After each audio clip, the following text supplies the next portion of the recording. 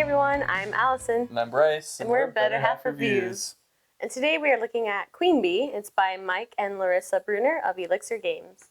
Queen Bee is a 2 to 4 player game where you control a colony of bees and you try to protect your queen while defeating the other queen bees on the board. There can only be one, so let's take a look. Here we have a 2-player setup of the game. You have the grass area, the trench, the hive, the nest. Just a quick note, this does not come in the game. This is an extra large version of a queen bee. You have 3 different types of bees. You have worker bees, warrior bees, and your queen bee. So you start with 3 cards in your hand, and at the beginning of your turn, you draw a card. So on your turn, you can choose to do one of 4 actions. There is buzz around, swarm, sting, or repopulate. On Buzz Around, you get to move 5 spaces total. It can be 1 bee 5 spaces, or it could be multiple bees for a total of 5 spaces. The swarm action is where, say you have 1 bee by themselves, you can choose to take up to 3 different bees and have them swarm to that bee. Each space in the game can only have a total number of 4 bees. So the next action is Sting. So in Sting, you can move up to 3 spaces, and that can be any bee. It doesn't have to be bees that attack. Once you move those 3 spaces, then you can declare an attack. The last action that you have available is populate, and if your queen bee is in her nest and you have some empty spaces with the larva symbol, you can populate 1 bee per space. Alright, so let's take a look at the attack procedure. So let's say that my orange bees right here are going to attack this section of blue bees. And since I'm going to do an attack, you may choose to use an attack card at the very beginning, and it only has the sword symbol on it. And that can sometimes give you an advantage by hindering your opponent. So when you're attacking, you're going to be rolling dice based on the number and size of bees that you have. So I have 2 warrior bees, I get 2 large dice, and 2 worker bees, so I get 2 of the smaller dice. I roll, and I can choose to roll one more time, and I add up my total, and then the other player gets to go. So here I'm defending with 3 worker bees, so I would take 3 small dice, roll them, I can re-roll one more time, and add up my total.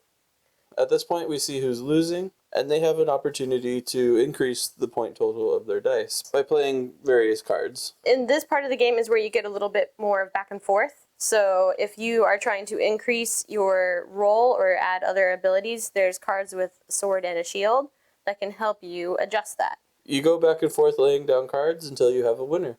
Okay, so by the totals and everything and with cards, let's say I won the battle, so Bryce's bees are going to buzz off, and I have to move at least one of my bees into that area, but I could choose to move all of them. You don't have to. But if I lost the battle, and Bryce beat me, and he was the defender, all of my bees go away, and then his bees stay in the same spot. And the person that loses the battle as a consolation prize gets a card. The game ends when there's only 1 queen bee left. So there's lots of different cards in the game. There are cards that allow you to move a little bit more. There's cards that allow you to defend yourself by adding extra dice or adding extra workers to help in your battle. There's cards that help hinder someone else against you, so you can move some of their bees, you can draw extra cards, you can even remove bees from their faction.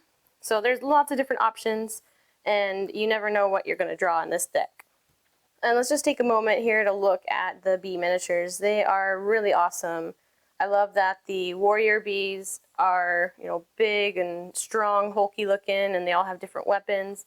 And then the worker bees are smaller because they're not as buff as those warrior bees, but they're all very distinct and really unique. And then you have the queen bee with its staff, and it's really fun to play with these miniatures, and they're awesome to look at, and it's really easy to tell who is who when you're playing the game. And we have the deluxe version, which comes with 6 different colors of bee colonies. Okay, so that's how you play the game. Let's talk about how I feel about it. Bryce, what are some of the pros? Well, I really like the strategy in this game. It has a lot of depth to it, but it's not too hard to understand. That's true. I would say it's like a mid-level family game, so you can play really, really strategic, or you can just kind of play to play with your kids. But when I get really strategic, you think about what kind of cards you want to play when, what kind of cards to hold on to, discard, where to move your bees around the board. Where not to move your bees. You know, if you're being attacked pretty heavily, like when to go start setting up a kind of haven for your queen, and you can move them out. There's just a lot of strategy you could employ in this game. That's true. And with that, there's even more options. So there's variable player powers, so you can kind of mix it up with your game, like once you get used to the hang of things. So you can add, more unique powers to each person. And I like that there's 2 different sides to the board. So there's one side that has 4 hives and another side that has 6 hives. So if you're playing a 4-player game or 2-player game, you'd play on the 4-sided board. But if you're playing like 3, 5, or 6, you would flip it over, play it on the larger side. No, I did say that it was a 2 to 4 player game earlier. This does have an expansion for a 5 to 6, or like a deluxe edition for 5 to 6 players. And I needed all of those bee minis because they are amazing. And we're not even like huge minis people, but these are so cool. I love them all. I had to have it. You could have gotten the basic version that were the different size cubes, but when you're gonna play a bee game, you need the bees.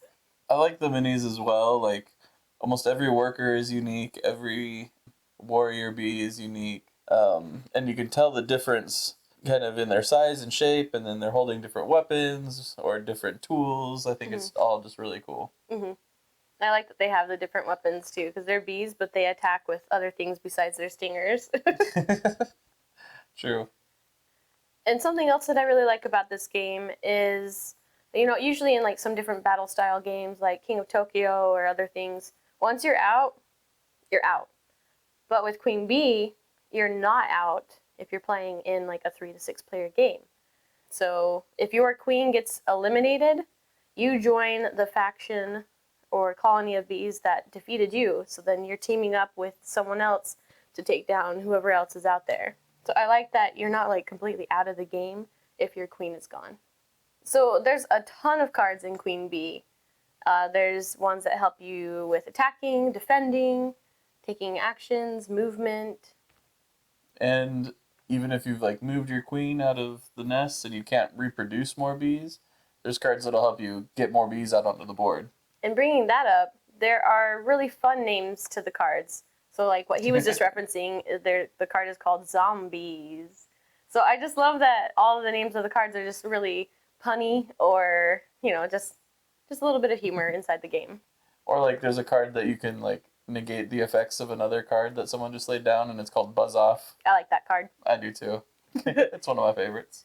And then with talking about the cards, maybe let's switch over to some of the cons to the game.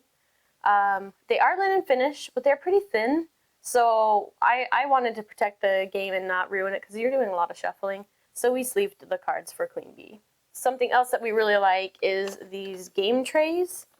They hold your bee minis, and each faction has their own, and it's shaped like a little hive, which is so cool.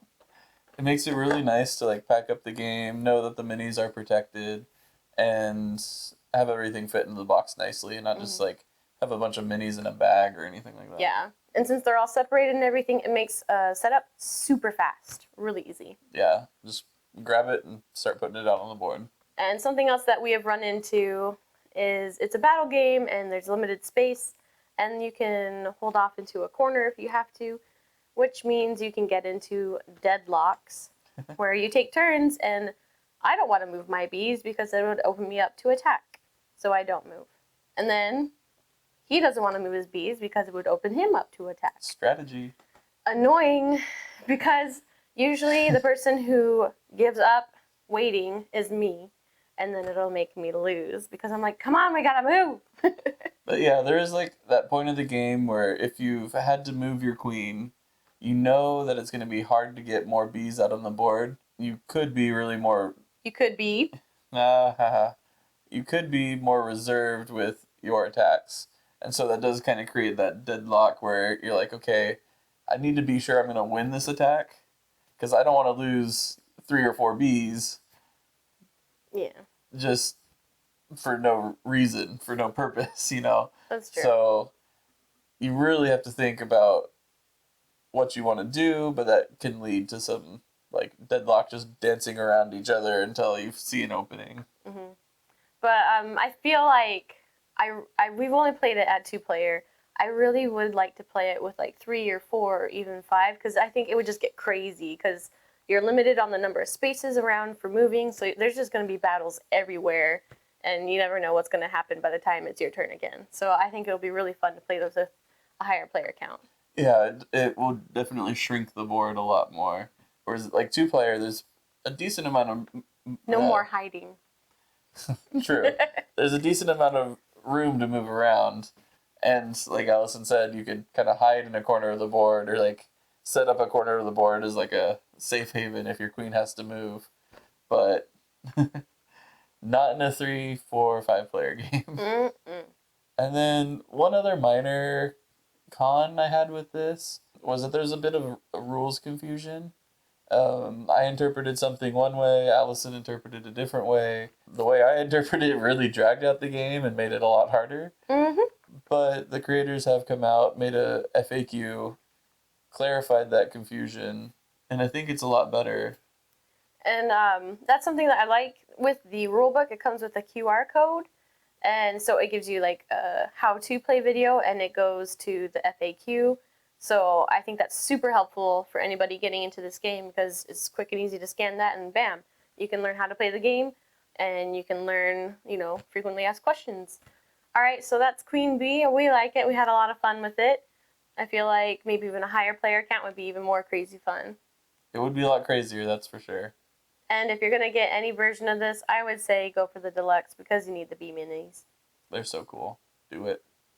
So be sure to buzz on over to the like and subscribe button if you want to be sure to catch more of our content and puns. All right, I'm Allison. I'm Bryce, and we're Better Half Reviews. Happy gaming! Have fun!